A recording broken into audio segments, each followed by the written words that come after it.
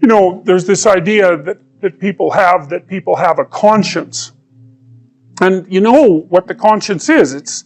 It's this feeling or voice you have in your head just before you do something that you know is stupid, telling you that probably you shouldn't do that stupid thing. You don't have to listen to it, strangely enough.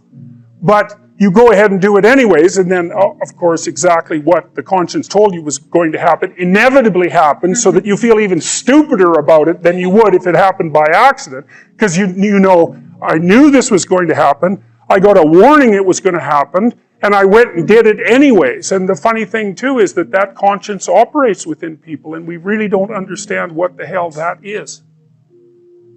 So you might say, well, what would happen if you abided by your conscience for 5 years or for 10 years? What sort of position might you be in? What sort of family might you have? What sort of relationship might you be able to forge?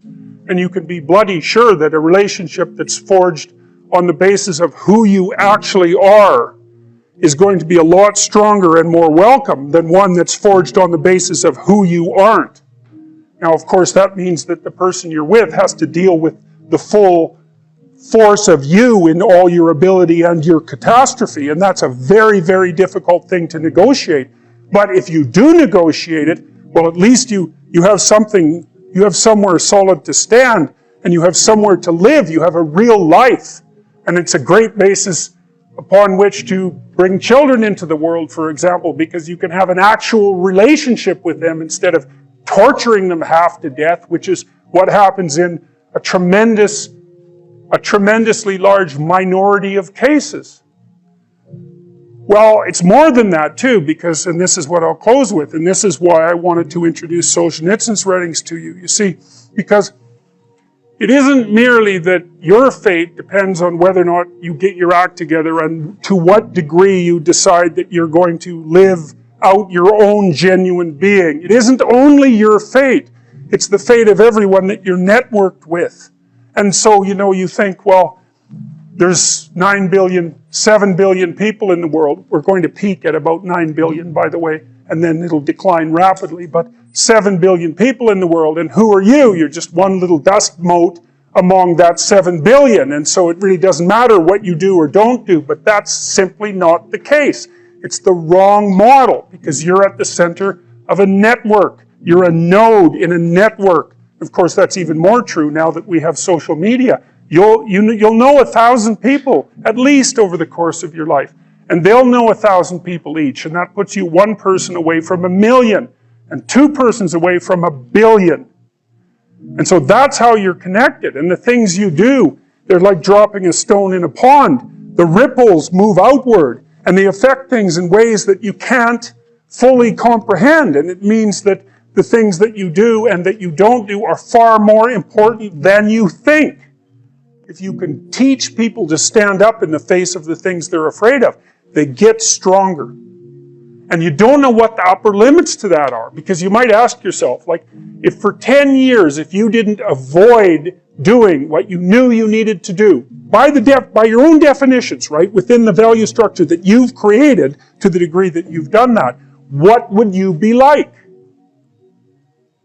Well, there are remarkable people who come into the world from time to time, and there are people who do find out over decades-long periods what they could be like if they were who they were, if they spoke their being forward. And they get stronger and stronger and stronger, and we don't know the limits to that. We do not know the limits to that. And so you could say, well, in part, perhaps the reason that you're suffering unbearably can be left at your feet, because you're not everything you could be, and you know it. And of course, that's a terrible thing to admit, and it's a terrible thing to consider, but there's real promise in it, right? Because it means that perhaps there's another way that you could look at the world, and another way that you could act in the world, so what it would reflect back to you would be much better than what it reflects back to you now. And so if your life isn't everything it could be, you could ask yourself, well, what would happen if you just stopped wasting the opportunities that are in front of you? You'd be, who knows how much more efficient? 10 times more efficient. 20 times more efficient. That's the Pareto distribution. You have no idea how efficient people get. It's off the charts. Well, and if we all got our act together collectively and stop making things worse, because that's another thing people do all the time, not only do they not do what they should to make things better, they actively attempt to make things worse because they're spiteful or resentful or arrogant or deceitful or homicidal or genocidal or all of those things all bundled together in an absolutely pathological package.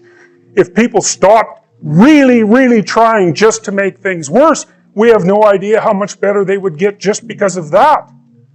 So there's this weird dynamic that's part of the existential system of ideas between human vulnerability, social judgment, both of which are major causes of suffering, and the failure of individuals to adopt the responsibility that they know they should adopt. The two major problems that people face, obviously, are suffering, tragedy, and malevolence.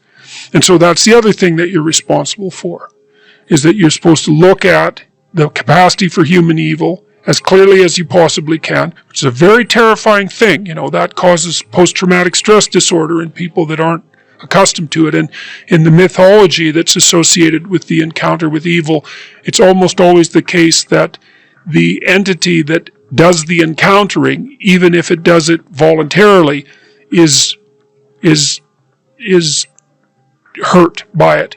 The idea would be that if you can face the malevolence and you can face the suffering, then that opens the door to your maximal potential. And then the optimistic part of that is, and this is why it's so useful to peer into the darkness, let's say, the optimistic part of that is that although the suffering is great and the malevolence is deep, your capacity to transcend it is stronger.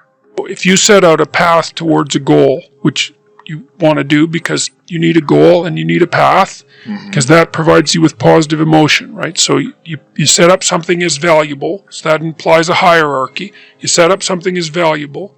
You decide that you're going to do that instead of other things, so that's kind of a sacrifice, because you're sacrificing everything else to pursue that.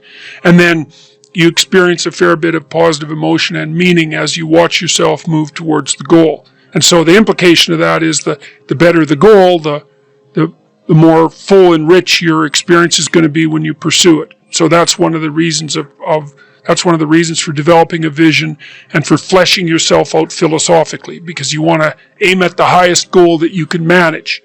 Okay, so you do that, and then what you'll find is that as you move towards the goal, there are certain things that you have to accomplish that frighten you.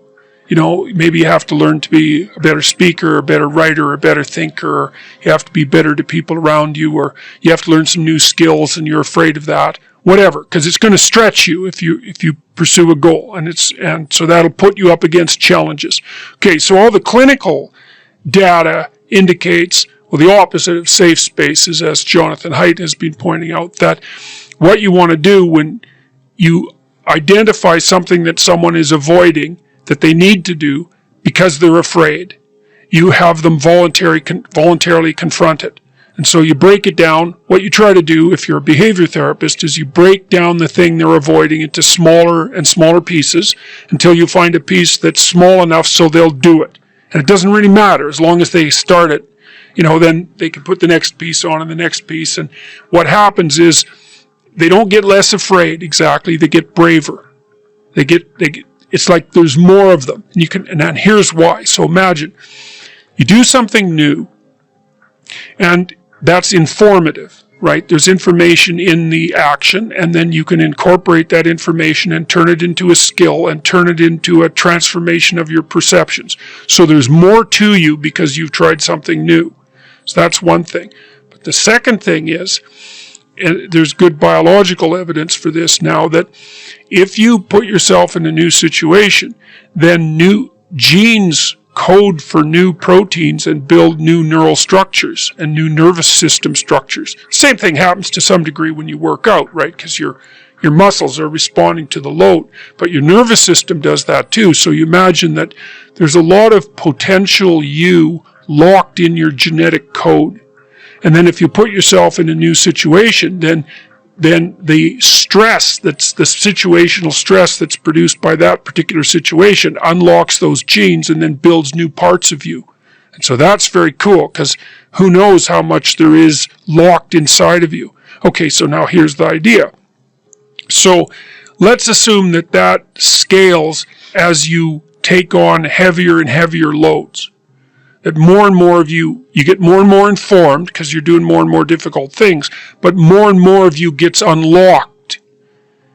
And so then what that would imply is that if you got to the point where you could look at the darkest things, so that would be the abyss, right? That would be the deepest abyss. If you could look at the harshest things, like the most brutal parts of the suffering of the world and the malevolence of people and society, if you could look at that straight and directly, that would turn you on maximally.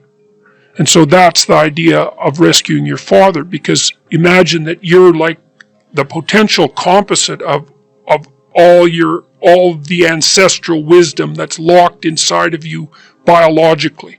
But that's not going to come out at all unless you stress yourself, unless you challenge yourself.